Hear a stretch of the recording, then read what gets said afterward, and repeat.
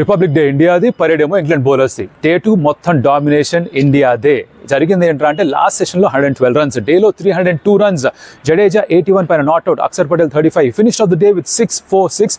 హార్ట్లీకి heartache మాత్రమే మిగిలింది. KL Rahul 86. వీటన్నిటితో పాటుగా అద్భుతమైన పార్ట్నర్షిప్ చూసాం. అండ్ ఇండియా డామినేట్ ఎలా చేశారు, రూట్ ఎంత కష్టపడ్డాడు, వీటన్ని గురించి కూడా మాట్లాడుకుందాం. ఇక్కడే స్టంప్ టేల్స్ ఇంకెందుకు ఆలస్యం, లెట్స్ గెట్ స్టార్టెడ్.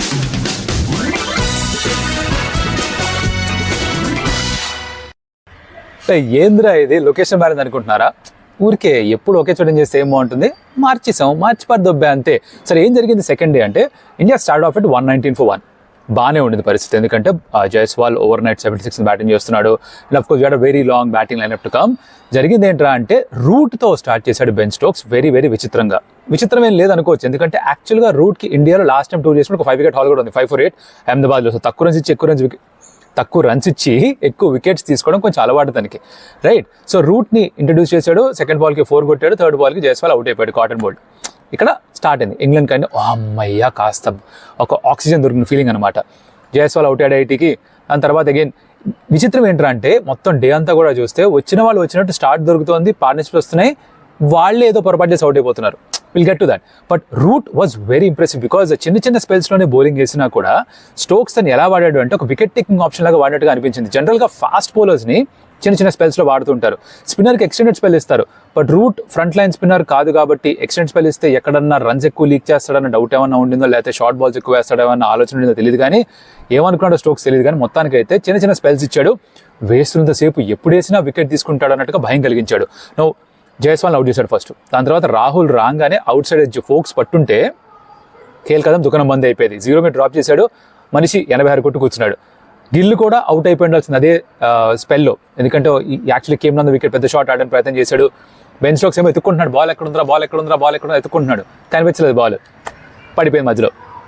అలా బతికిపోయాడు. కానీ లేకపోతే ఆ స్పెల్లో జో రూట్కి 3 వికెట్స్ వచ్చి ఉండాల్సింది.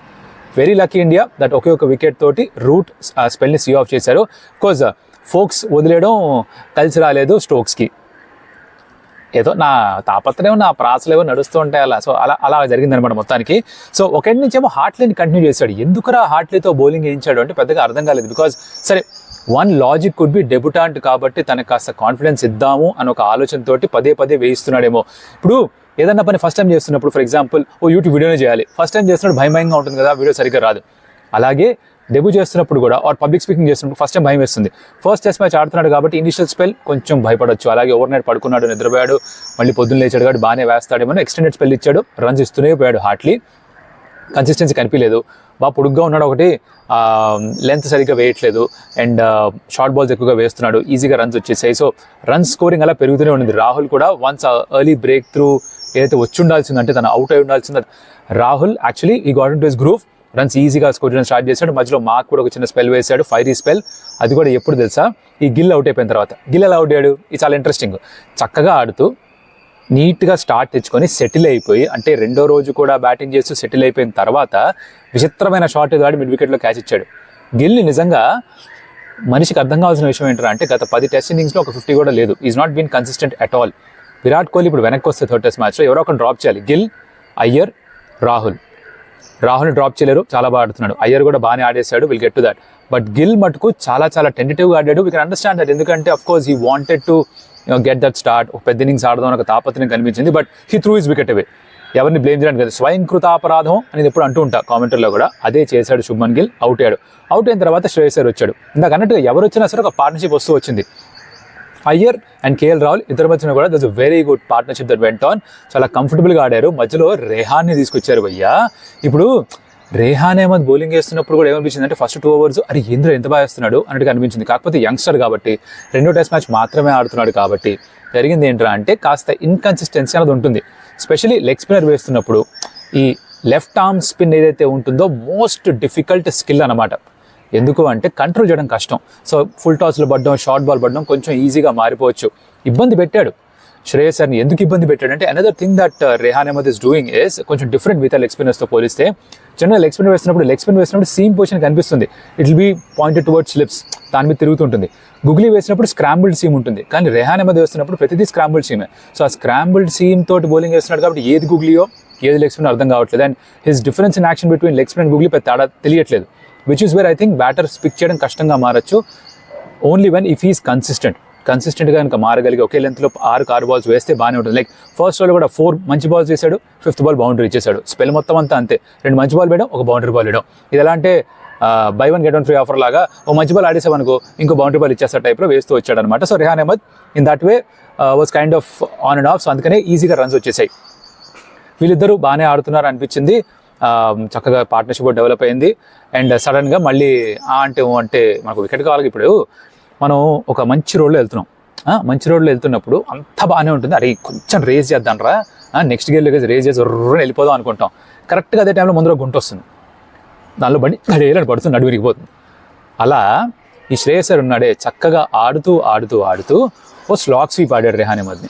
గూగ్లీ పిక్ చేశాడు, స్లాగ్ స్వీప్ ఆడాడు. లెగ్ సైడ్లో ఒకే ఒక్క ఫీల్డర్ భయ్యా, ఆ రోడ్డు మొత్తంలో ఒకే ఒక్క గొంతు ఉన్నట్టుగా ఒకే ఒక్క ఫీల్డర్ ఉన్న డీప్ ఎండ్ వికెట్లో కరెక్ట్గా చేతిలోకి వెళ్ళి పడింది. ఇంచు కదలలే మనిషి, అలా లటక్కని చేతిలో పడింది. అయ్యర్ బయటికి వెళ్ళిపోయాడు. ఇలా స్టార్ట్ దొరకడం, పార్ట్నర్షిప్ రావడం, బయటికి వెళ్ళిపోవడం, ఇంగ్లాండ్ తిరిగి మళ్ళీ గేమ్లోకి వస్తున్నట్టుగా అనిపించడం, ఇదే జరిగింది. అయ్యర్ అవుట్ వెళ్ళిపోయాడా, తర్వాత జడేజా వచ్చాడు. జడేజా రాగానే ఈ జాక్ లీచ్ ఎవరైతే వీళ్ళ ఫ్రంట్ లైన్ స్పిన్నరో చాలా తక్కువగా యూజ్ చేశాడు బెన్ స్టోక్స్. అగైన్ ఎలా అయితే హార్ట్లీకి ఎక్కువ ఇచ్చాడో లీచ్కి తక్కువ ఇచ్చాడని చెప్పి అందరూ అనుకుంటూ ఉన్నారు. ఎందుకు చేశారు ఏంటో కానీ బెన్ స్టోక్స్కి తెలియాలి. బట్ జాక్ లీచ్ రావడం ఆర్ ఇన్ఫాక్ట్ వేస్తుండడం, జడేజా రాగానే జాక్ లీచ్ తీస్తారు మళ్ళీ. So basically left hand batter ఉన్నాడు కాబట్టి లీడ్ చేస్తే ఎక్కడ బయటకు కొట్టేస్తాడో ఒక భయం ఉంది కాబట్టి తనని కూడా మళ్ళీ అటాక్లో తీస్తారు. అగైన్ రూట్ వచ్చినప్పుడల్లా he was very very effective because it look like taking wickets. But again Jadeja కూడా సెటిల్ అయిపోయాడు, ఈజీగా రన్స్ కొట్టడం స్టార్ట్ చేశారు. మధ్యలో లీచ్ని కూడా తీసుకొస్తే స్టెప్ అవుట్ అయ్యి 2-3 సిక్స్లు కొట్టాడు. Runs started flowing very very easily. Then came the another ఇబ్బంది, that is KL Rahul getting out. ఇందాక చెప్పినట్టుగా రెహాన్ అహ్మద్ బౌలింగ్ వేస్తే హార్ట్లీ క్యాచ్ పట్టినట్టుగా సేమ్ అది రివర్స్ అయింది. ఇక్కడ రాహుల్ బ్యాటింగ్ చేస్తున్నప్పుడు హార్ట్లీ బౌలింగ్ వేస్తే రెహాన్ అహ్మద్ క్యాచ్ పట్టాడు డీప్ ఎండ్ వికెట్లో. అగైన్ ఒకటే ఒక ఫీల్డర్ బయట ఉన్నాడు, మనోడు చేతిలో కొట్టాడు.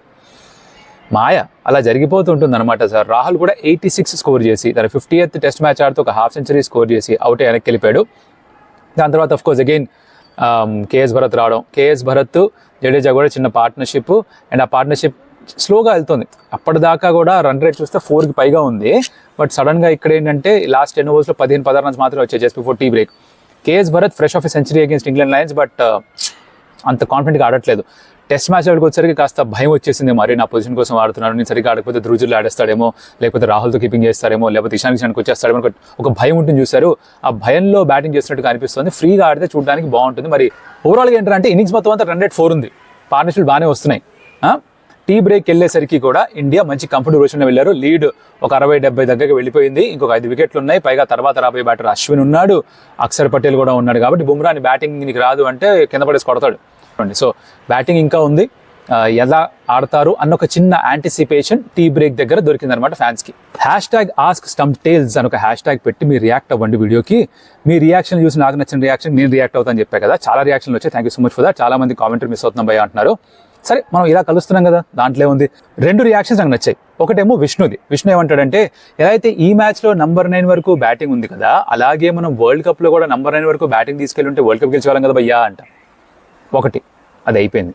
2 నంబర్ 9 వరకు బ్యాటింగ్ ఉంటే బౌలింగ్ అవుట్ చేస్తారు భయ్యా. ఇక్కడంటే 3 స్పిన్నర్లు ఆడించాలి కాబట్టి అశ్విన్, జడేజా, అక్షర్ పటేల్ వేసుకున్నారు కాబట్టి నంబర్ 9 వరకు బ్యాటింగ్ ఉంది. అంటే ఇప్పుడు షమిని ఆడించాం మనం వరల్డ్ కప్లో. అసలు షమిని వరల్డ్ కప్లో లేకుండా ఇమాజిన్ చేసుకోగలం ఇప్పుడు తను చేసిన పర్ఫార్మెన్స్కి. సో అది అయ్యే పని కాదు. బ్యాలెన్స్ మెయింటైన్ చేయాలి. ఓడిఐలు అంత అవసరం లేదు. ఇక్కడ ఎందుకో ఆ 3వ స్పిన్ ఎలాగో కావాలి. సరే కుల్దీప్, అక్షరా అంటే అక్షర్కి గతంలో కూడా ఇంగ్లాండ్తో రికార్డు బాగుంది కాబట్టి టెస్ట్ మ్యాచెస్లో ఒకసారి అక్షర్ వేసుకున్నారేమో, బ్యాటింగ్ కూడా చేస్తాడని చెప్పేసి. బట్ కుల్దీప్ ఆల్సో కూడా బీన్ వెరీ గుడ్ ఆప్షన్ ఈ టర్నింగ్ ట్రాక్లో ఇస్ వాట్ ఐ ఫీల్. సరే నెక్స్ట్ రియాక్షన్ వాజ్ రామ్ది చాలా ఫన్నీ రియాక్షన్. ఇది ఏంటంటే నేను మ్యాచ్ చూస్తున్నప్పుడు యాక్చువల్లీ ఈ మూమెంట్ మిస్ అయ్యా. చాలా మంది కమెంట్లో రియాక్ట్ అయ్యారు దీని గురించి. భయ్యా బెన్ ఫోక్స్ బాల్ని చూసుకుంటూ పరిగెట్టుకుంటూ వికెట్ తనేసాడు కదా అన్నారు కదా, ఫన్నీగా ఉంటుంది.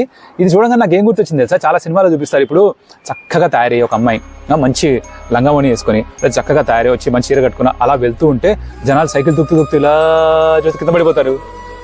అదే గుర్తొచ్చింది నాకు. ఆర్ ఫర్ ఎగ్జాంపుల్ ఎందుకు అబ్బాయిలే చూడాలా అమ్మాయిలు చూడాలంటే చూస్తారు. అమ్మాయిలు ఎప్పుడు చూస్తారు, మంచి కుర్తా పైజామా వేసుకుని బ్లాక్ కుర్తా పైజామా వేసుకుని ఒక అబ్బాయిలు నడుచుకుంటూ వస్తుంటే అమ్మాయిలు చూస్తారు చూడరా, నిజమా కాదా? మళ్ళీ చెప్పదు నాకు, ఓ నేను చెయ్యం వద్దు, నేను చూసే చాలాసార్లు చూడడం. అలా చూస్తారు కదా బేసిక్గా అలా ఆ బాల్ కోసం అలా చూస్తూ కాన్సన్ట్రేషన్ బాల్ మీద పెట్టి వికెట్ తన్నిపారు దుబ్బాడు, తనకి బోర్ల ఒకలా పడ్డాడు, బేసిక్గా సాష్టాంగ నమస్కారం చేసుకున్నాడు. ఈ సాష్టాంగ నమస్కారం ఇంకోళ్ళు చేస్తున్నారు, అదెవరు? మార్క్వుడ్. ఏ గ్రౌండ్లో ఆడినా, ఏ గ్రౌండ్లో బౌలింగ్ చేసినా కూడా ఎంత ఎఫర్ట్ పెడతాడంటే ఆ డెలివరీ స్ట్రైట్లో ఎంత బ్యాలెన్స్ అవుట్ అవుతూ ఉంటుందంటే బాల్ వేసిన తర్వాత ఆ ఎఫర్ట్కి అలా పడి కింద పడిపోతుంటే దొల్లిపోతూ ఉంటాడు. ప్రతి గ్రౌండ్లో కూడా అలా ఆ భూమాతకి దండం పెట్టేసి సాష్టాంగ నమస్కారం చేసి దీవెనలు కోరుకుంటూ ఉంటాడు అనమాట Mark Wood. But that's on the funny side. But yes, ఇలా రియాక్ట్ అవుతూ ఉండండి.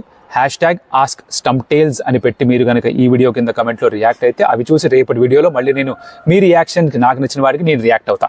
ఏంది ఓకేనా? అలాగానిద్దాం. మరి సెకండ్ సెషన్ అయిపోయేసరికి కేఎస్ భరత్ జడేజా క్రీజ్ దగ్గర ఉన్నారు. ఒక 60 odd runs లీడ్ కూడా ఇండియా దగ్గర ఉండింది, 309 అనుకుంటా. అండ్ హ్యాపీగా టీ తాగేసి వచ్చారు. టీ దాకా ఏమొచ్చారో తెలియదు కానీ జడేజా అయితే వెనక్కి రాగానే హాఫ్ సెంచరీ పూర్తి చేసుకొని తన సోడ్ ఆఫ్ టిప్పు సుల్తాన్ చూపించాడు. ఏది ఆ సెలబ్రేషన్ రెండోసారి కూడా జరుగుతుందేమో, అంటే 100 వచ్చినప్పుడు కూడా 2 సార్లు చేస్తాడు కదా, ఒక సైడ్ కాదు 2 సైడ్లు చేస్తాడు. అది బహుశా జరుగుతుందేమో, కాబట్టి దానికి వెయిట్ చేయాలి. ఎందుకంటే ఎండ్ ఆఫ్ డే కల్లా కూడా జరిగింది ఏంట్రా అంటే లాస్ట్ సెషన్లో ఇండియా 112 runs స్కోర్ చేశారు. దాంట్లో అక్షర్ పటేల్ ఇంకా జడేజా కలిసి ఒక పార్ట్నర్షిప్ కూడా 60 odd run పార్ట్నర్షిప్ కూడా ఉంది. దాంట్లో లాస్ట్ ఓవర్లో 4, 6, 4 కొట్టి అక్షర్ పటేల్ డేని ఫినిష్ చేశాడు. హార్ట్లీకి మళ్ళీ హార్టేకే మిగిలింది పాపం. నేను ఎలా అయితే స్టార్ట్ అయిందో అలానే ఫినిష్ అయింది. ఫస్ట్ బాల్ ఓ 6 ఇచ్చాడు, ఇక్కడ లాస్ట్ ఓవర్ వేస్తూ డేలో 4, 6, 4 తోటి ఫినిష్ అయింది.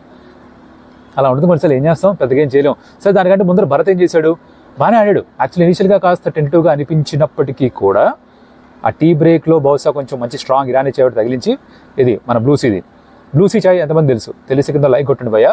ఎప్పుడైనా కలిసి వస్తారు అక్కడే మనం ఒక మీటప్ అయినా ప్లాన్ చేసి చాయ్ తాగుదాం. ఏంటి మీ ఫేవరెట్ టీ స్పాట్ ఏంటో కూడా కింద చెప్పండి. హైదరాబాద్లో ఇరానీ చాయ్, నాకు ఇరానీ చాయ్ మాత్రం ఇష్టం, ఇంకేం తాగను పెద్దగా నేను.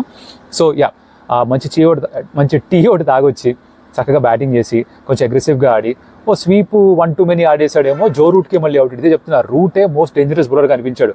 కాకపోతే ఇంగ్లాండ్ ఇప్పుడు ఆలోచించాల్సిన విషయం, 24 overs జో రూట్ బౌలింగ్ వేసిన తర్వాత రేపు ఇంకా వచ్చి బౌలింగ్ వేయాలేమో, తర్వాత మళ్ళీ బ్యాటింగ్ కూడా చేయాలి. ఇంత బౌలింగ్ తన బాడీకి అలవాటు బహుశా ఉండకపోవచ్చు, అది వాళ్ళకి కాస్త ఇబ్బందికరంగా మారచ్చు. మోర్ ఇంపార్టెంట్లీ ఇండియా ఏం చేశారంటే ఎండ్ ఆఫ్ ది డే కల్లా ఇండియా 421 స్కోర్ చేశారు. 175 run లీడ్ ఉంది, చాలా పెద్ద లీడ్ ఇప్పటికే ఇది. కాకపోతే ఎక్కడ కూడా డిక్లేర్ చేస్తారన్న అంచనాలు ఊహలు కూడా దొరకట్లేదు, కనిపించట్లేదు. ఎందుకంటే obviously Jadeja is going very well. అక్షర్తో మంచి పార్ట్నర్షిప్, ఇంత ముందర కూడా వీళ్ళతో కలిసి పార్ట్నర్షిప్ చేసినప్పుడు ఒక 80 odd run పార్ట్నర్షిప్ ఏదో ఉంది.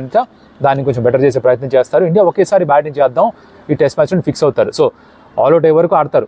సెకండ్ డే మాత్రమే అయింది. సెకండ్ డే అయ్యేసరికి లీడ్ 175. ఇలా బ్యాటింగ్ చేసుకుంటూ పోయి తర్వాత దేఖ్లేంగరే బై అని అనుకోవచ్చు కదా. సో డే 3 కూడా చాలా క్రూషియల్గా ఉండబోతుంది. పైగా ఇంగ్లాండ్ బ్యాటర్స్ ఎలా ఆడతారు కూడా చూడాలి. సో ప్రతి సెషన్ కూడా ఇండియాదే. సో క్లియర్గా అంత డామినేషన్ చూపించిన తర్వాత డే 3లో కూడా ఆ డామినేషన్ ఆధిపత్యం చూపించాల్సిన అవసరం ఉంటుంది. ఇంగ్లాండ్కి you should not give them a sniff in the sense that as వాళ్ళు చాలా అగ్రెసివ్గా ఆడతారు, this no doubt in that. కాకపోతే త్వరగా ఆల్అౌట్ చేసేస్తే కనుక దట్స్ బెటర్. బికాజ్ ఈ టెస్ట్ మ్యాచ్ ఓడిపోయినా కూడా బ్యాటింగ్ బాగా చేసేసారు అనుకుందాం, మిగిలిన 4 టెస్ట్ మ్యాచ్లకి కూడా వాళ్ళకి కాస్త కాన్ఫిడెన్స్ పెరిగిపోతుంది. అరే మనం ఆడగలనరా ఈ పిచెస్లో కూడా అని. అది జరగకూడదు అంటే కనుక త్వరగా ఆల్అౌట్ చేయాలి. సో ఇన్ దట్ కాంటెక్స్ట్ బహుశా day 3 will be very crucial. First India ఎంతవరకు బ్యాటింగ్ చేస్తారు, ఎంత లీడ్ సంపాదిస్తారు, తర్వాత ఇంగ్లాండ్ బ్యాటింగ్ వచ్చిన తర్వాత ఇండియా బౌలర్స్ ఎంత బాగా వేస్తారు. సో ఓవరాల్గా జరిగింది ఏంటంటే ఇవాళ రిపబ్లిక్ డే ఇండియాది, పరేడ్ ఏమో ఇంగ్లాండ్ బౌలర్స్ది. అందుకే తమిళ అదే సెట్ చేశా, వర్కౌట్ అయింది కదా. సరే, మీరు ఏమనుకుంటున్నారు ఇవాళ ఈ రివ్యూ గురించి, ఈ వీడియో గురించి నాకు చెప్పాలనుకుంటే ఏం చేయాలి? #AskStumpTalesని బట్టి రియాక్ట్ అవ్వచ్చు. మీ రియాక్షన్స్ ఒకవేళ నాకు బాగా నచ్చిన రియాక్షన్తో నేను రియాక్ట్ అవుతాను రేపటి వీడియోలో. అలాగే అదే చేతితో ఏం చేస్తారంటే ఓ సబ్స్క్రైబ్ ఛానల్కి, బికాస్ StumpTales దాంతో కాస్త పెరుగుతుంది, మన ఈ కమ్యూనిటీ కూడా కాస్త పెరుగుతుంది కాబట్టి అది కాస్త మాకు మోటివేషన్గా పనిచేస్తుంది. ఓ లైక్, ఓ షేర్ కూడా, సో దట్ ఈ వీడియో ఇంకొంతమందికి రీచ్ అవ్వడానికి ఒక చిన్న ప్రయత్నం అనమాట. నచ్చితే the content, the delivery and this attempt do let us know. ఏమి అన్నా ఇంప్రూవ్ చేసుకోవచ్చు అంటే అది కూడా మీరు తప్పకుండా కమెంట్లో ఫీడ్బ్యాక్లో ఇవ్వచ్చు. More than happy to take that. And రేపు వీడియోలో మళ్ళీ కలుస్తా. అప్పటిదాకా కౌశిక్ సెలవు. StumpTales సబ్స్క్రైబ్ చేసుకోవడం మర్చిపోకండి. రేపు కలుస్తా. బాయ్.